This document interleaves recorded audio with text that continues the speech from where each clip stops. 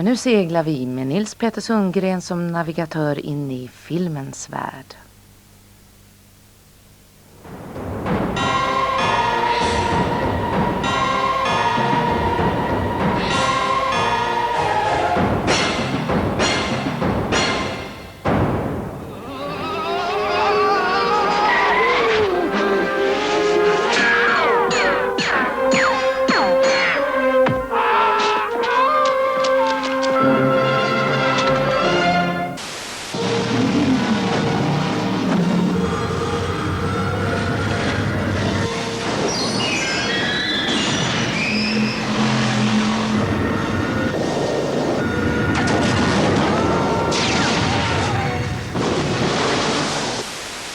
Oaks died this year. On every green hill mourners stand and weep for the last of England.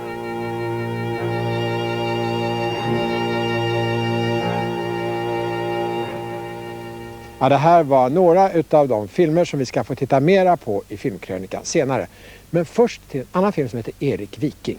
Den är regisserad och skriven och spelad utav Terry Jones. Han är en av medlemmarna i Monty Python-gruppen och filmen kan man närmast kalla för ett vikingaspex. Den här filmen utspelas till stora delar ombord på ett fartyg som liknar det långskepp som ligger bakom mig som heter Helgaholm. Det här fartyget kan man ibland se segla omkring i Stockholms farvatten. Men tillbaka till Erik Viking. Vi ska träffa honom på landbacken i full färd med att mörda, plundra och våldta och göra annat som vikingarna brukade göra.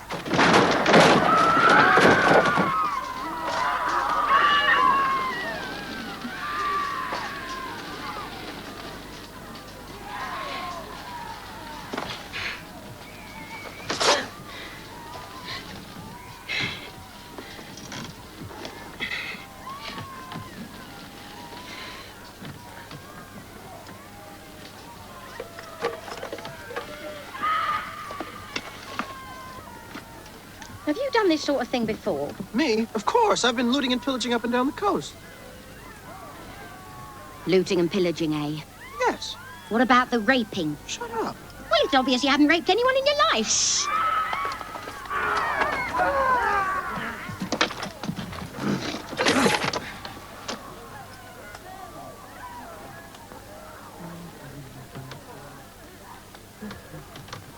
Do you like women? Huh? Of course I like women. I love them. You don't love me. Well, no, I don't. Mind you, I'm not saying I couldn't get to like them. As a matter of fact, I actually prefer it if there's some sort of mutual feeling between two people. What? Rape? Well, no. Obviously, then it wouldn't be rape, then, would it? Get it over with. Ja, efter det här mötet så förblir Erik inte riktigt lik längre. Han tar avstånd från mördandet och plundrandet och annat som vikingarna för sig. Och han blir en slags fredsviking. Låt vara försedd med sköld och hjälm och svärd. Han ger sig ut på ett korståg för att rädda världen från ondskan och våldet. Och så här ser det ut när han hamnar på ondskans skepp där fienden håller hus. Och här blommar Monty Python-humorn den här gången på japanska. こぐということはこぐだよ！なんだこぐだお前お前奥目じゃねえかよ同じような顔しやがっててめえらなんでこんなとこに毛が生えてんだよこんなとこに毛生やして早くこげあれもこげだよバカ野郎 I don't think it'd be so bad if we knew what you were saying. 死後を慎めうるさいんだようるさいということはうるさいようるさいよでけえ顔しやがってでけえ図体してな各自はなミミズが張ったよな字というのはなメリハリされた若者字というのはな強く押して止めて流すっていうメリハリがあるんだ若者やって Ready now? Period. Ready? Okay, ready? Stand by. Bell, please. Unfortunately, we couldn't go on location in Norway as I'd wanted. we went and looked at locations, and in fact we chose this location here, which is Grottfjord, which is a fjord just outside Tromsø. I think it means porridge fjord, I believe. And we chose this as our location. And in fact, we were only able to get there this month, and of course there's no daylight. So, and we couldn't put the movie off for 6 months. So we had to rebuild Grottfjord in the studio here.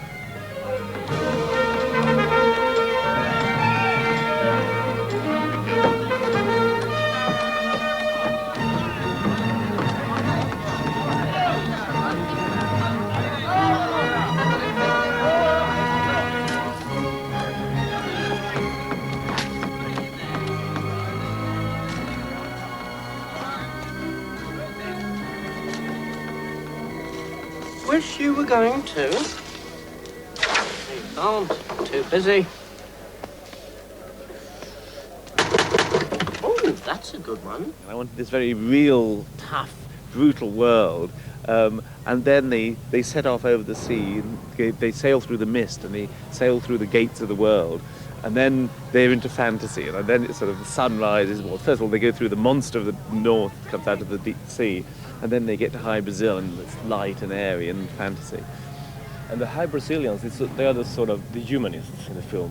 And I think it's interesting because a lot of the Monty Python movies, and your movies too, have sort of this basic humanism in them. It's some sort of philosophical entertainment. Yes. I'm not sure how philosophical the High Brazilians are. I mean, basically, they're all terribly nice to each other. They're terribly nice. But the reason they're terribly nice is because they're living under this 1,000-year-old curse, whereby if anyone is killed on the shores of High Brazil, the entire place will sink beneath the waves. So consequently, they're all terribly nice to each other. And then when it does, of course, when the Vikings arrive, somebody does get killed eventually, and the whole place starts sinking. And the king is going around saying, "It's all right, it's not happening. It's all right, can't be happening." And even as he's sinking beneath the waves, he goes down under the water saying, "It's all right, it's not happening. I think you'll find that I know a lot more about this than you do." And he sinks beneath the waves. I think you'll find it's all a question of what you want to believe in, and I happen to have more experience in these matters than you do, I think.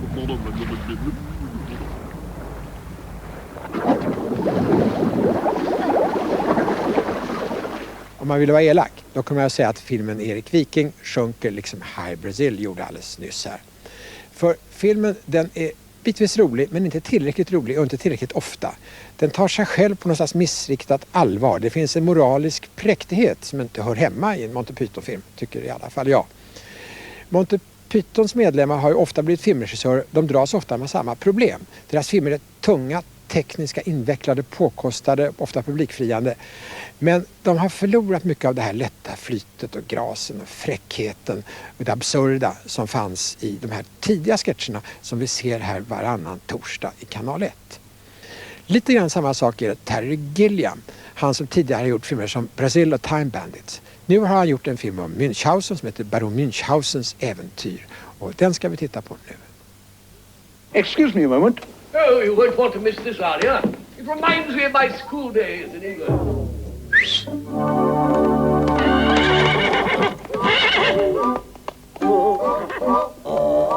Life is rather like a game. It's important that you win. And though it seems a terrible shame, you lie and cheat. Play up and win the game. Steady. Where the hell's Berthold? Dunno. What was with you? Well, if he's not here in 3.5 minutes, the Sultan is going to cut off my head. And? Was that all? Well, I'm sorry, I don't find that funny. You find that funny? This isn't a joke. It's a wager. A wager? He's asleep. I can hear him snoring. About 900 miles away. Come on. Hey.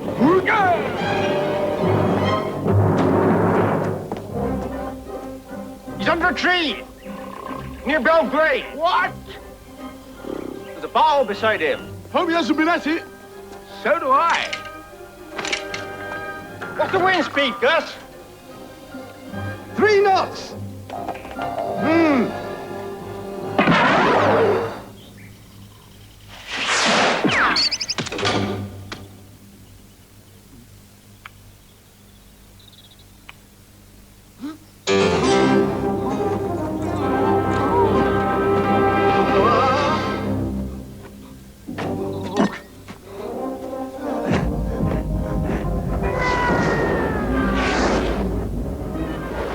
Ja, det här är en film om fantasins makt. För baron Münchhausen, han är inte vilken lögnare som helst. Utan han kämpar på sitt egendomliga sätt för att världen ska bli roligare, fantasifullare, livligare, ett trevligare ställe att leva i. Men Münchhausen och hans fantasi, de kämpar förgäves mot den svenska filmbranschen. Per Sjöblom, som är Sverigechef för Columbia Film, som har producerat filmen, har bestämt att filmen inte ska få visas i Sverige på biograf. Och det därför att den inte skulle vara tillräckligt kommersiell. I andra europeiska länder har filmen emellertid visats med växlande framgång. Dåligt gick det i Norge och Tyskland, men väldigt bra i England och i Frankrike där man dyrkar filmen. Jag har bett Per Sjöblom att komma hit och kommentera varför han inte vill visa filmen, men det vill han inte göra. Han tackar alltså nej till kommentarer, men han säger att han kan tänkas ompröva beslutet i en framtid. Och det hoppas jag att han gör så att fler än jag och några få får se den här filmen på video.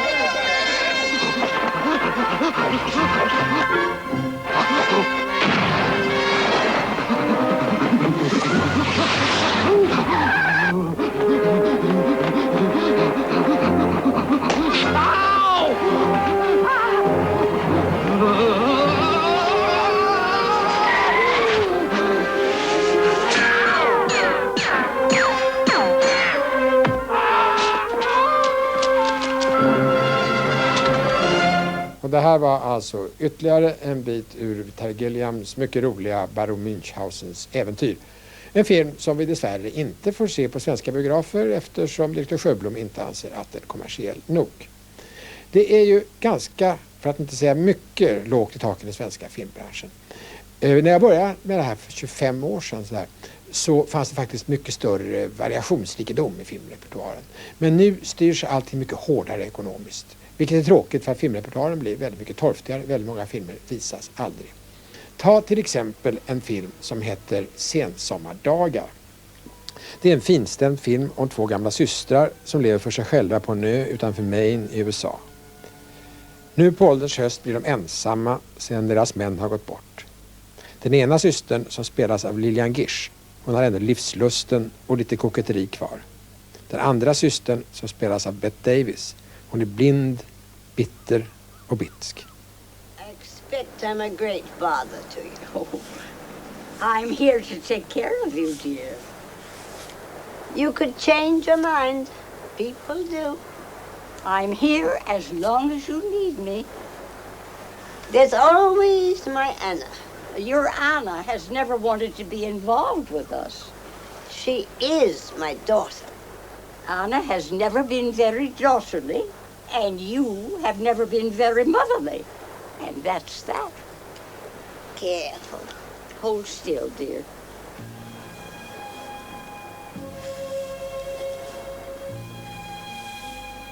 Do you remember the swans in the park when we were children? Yes, dear. Mother had hair like the swans. Is my hair as white as Mother's was? I expect so.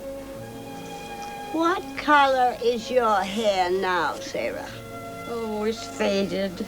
All the brown is gone. Everything dies, sooner or later. So you always say.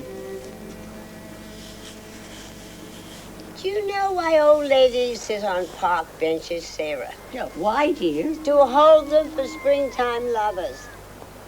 Even the benches want to get away in November. But this is August, dear. Well, what does time matter? Time is time.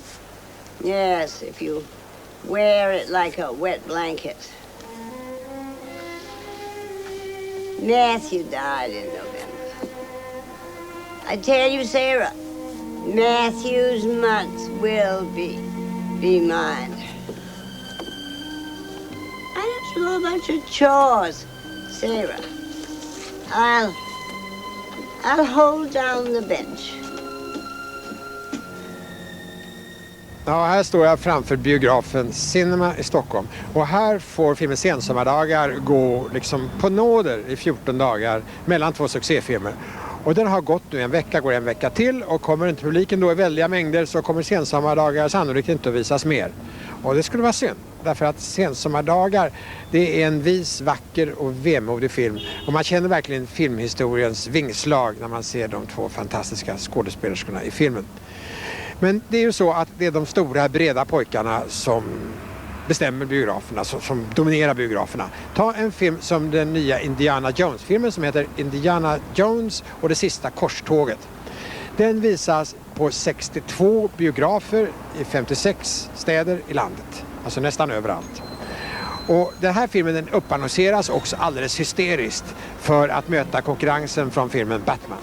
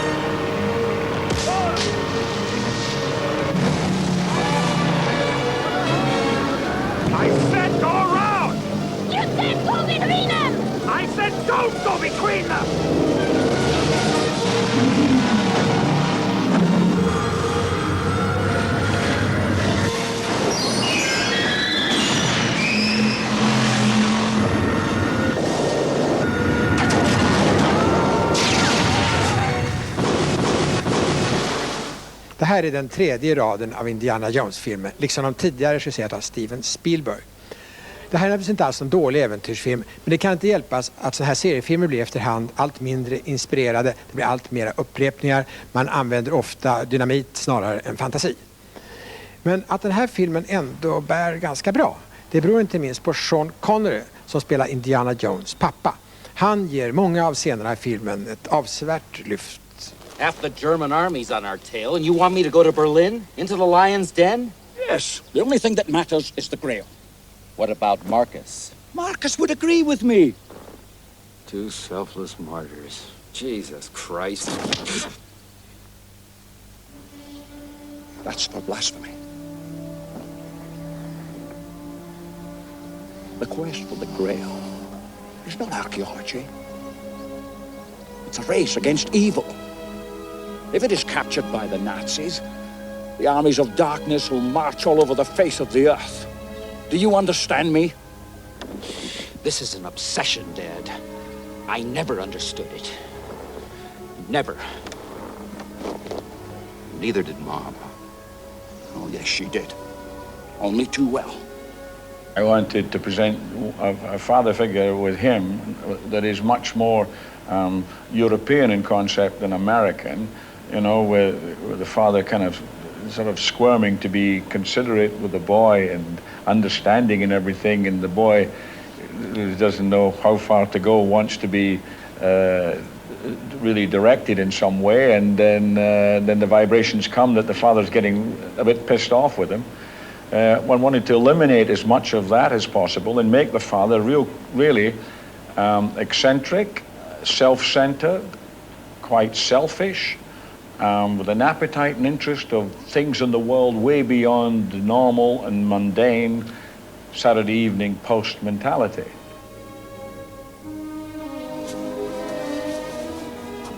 I can't forget how wonderful it was. Thank you. It was rather wonderful.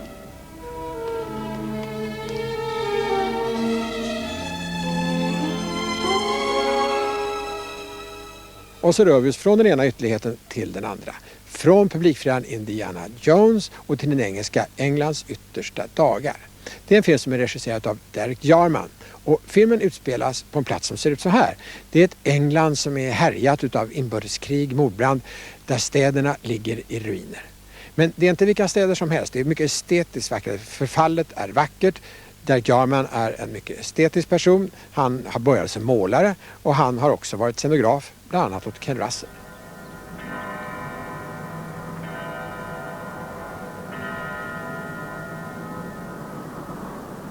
Imprisoned memories prowl through the dark. Fuck it. They scatter like rats. Dead souls rat-a-pat-a-patter into the silence. Ashes drift in the back of the skull. A goblin parts the curtains with a slant-eyed chuckle. Panic! I blink as he vanishes in the shadows. Hint of prophetic cat's eyes. The dust settles, thick. So, by 5, when I stagger to the freezing bathroom, I leave footprints for others to excavate. They say the Ice Age is coming. The weather's changed. The air stutters, tick, tick, tick, tick. Rattle of Death Watch beetle on the sand slate roofs. The ice in your glass is radioactive, Johnny. Outside in the leaden hail, the Swan of Avon dies a syncopated death. A black frost grips July by the throat. We pull the curtains tight over the dawn and shiver by empty grates. The household gods have departed. No one remembers quite when. Poppies and corn cockle have long been forgotten here, like the boys who died in Flanders, their names erased by a late frost that clipped the village cross. Spring lapped the fields in arsenic green. The oaks died this year. On every green hill mourners stand and weep for the last of England.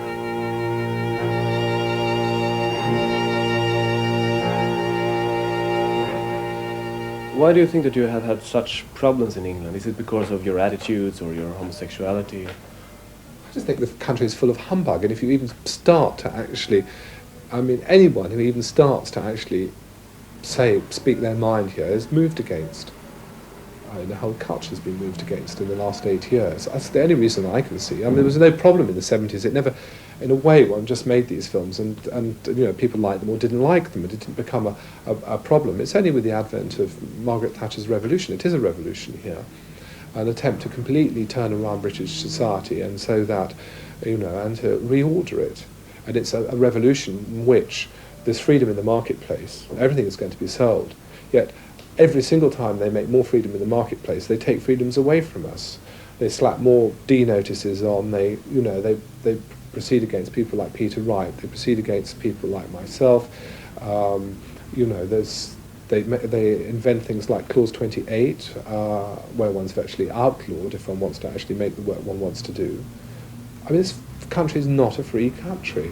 It's only free for some. I'm certain Germany in the 1930s was quite free for some people. It's not free if you live in the north of England and you're stuck and you have no job, and they say on your bike and come to London. But I know there's no way that someone who's out of work and say married with a kid can move to London because there's no housing here. It's ridiculous. absolutely, the whole thing is a fraud, actually, if you really want to know, including the Falklands War, which was travesty, deeply disturbing, and I see them as criminals, actually, if you want to know. I feel they're criminal, because they know perfectly well what they're doing.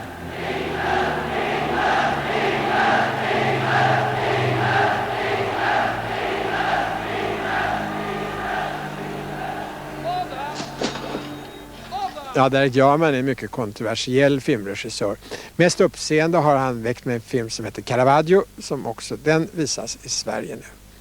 Caravaggio, ja, det var en italiensk målare under senrenässansen som väckte uppseende med ett måleri som var till ytterlighet realistiskt, som målade också i ett dramatiskt ljusdunkel. Men det var inte bara genom sitt måleri som Caravaggio blev känd, utan också för sitt skandalösa leverne. Han var en brutal äventyrare, han var mördare, han var mot slutet av sitt liv på ständig flykt undan rättvisan, jagade från det ena hovet till det andra i Italien. Filmen om Caravaggio, ja, den påminner honom själv. Den är oerhört vacker. Det finns ett dramatiskt ljusdunkel där filmens handling utspelar sig mot. Och den har också någonting egendomligt, tvetydigt, obehagligt över sig. Som i den här scenen där vi får se den unge Caravaggio på äventyr. How much? 50. That's steep.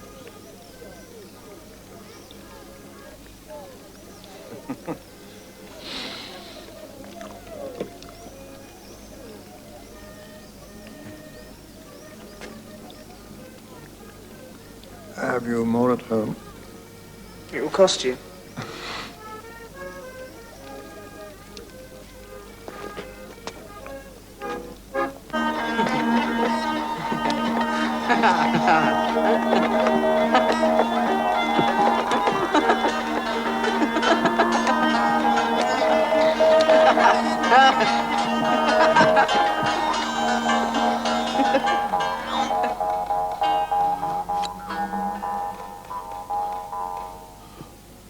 Oggetto d'arte.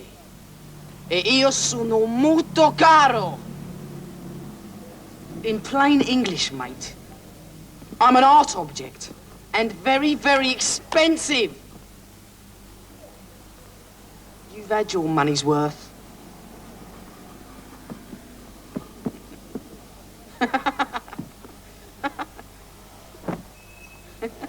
And from your point of view, what kind of man was Caravaggio? I think he was probably a great failure, like Pasolini was, in some ways, you know. But I've always been more interested in people who fail. And people who win are just the worst, aren't they? Who wants to be surrounded by people who are winning? They always sound pleasant, you know what I mean? They're so pompous and full of themselves, you know? They're awful.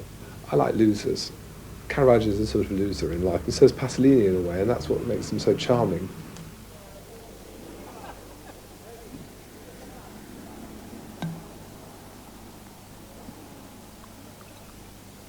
I built my world as divine mystery, found the god in the wine and took him to my heart. I painted myself as Bacchus and took on his fate, a wild orgiastic dismemberment. I raise this fragile glass and drink to you, my audience. Man's character is his fate.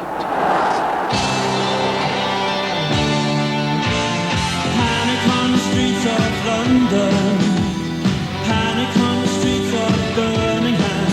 I wonder to myself, could life ever be sane again?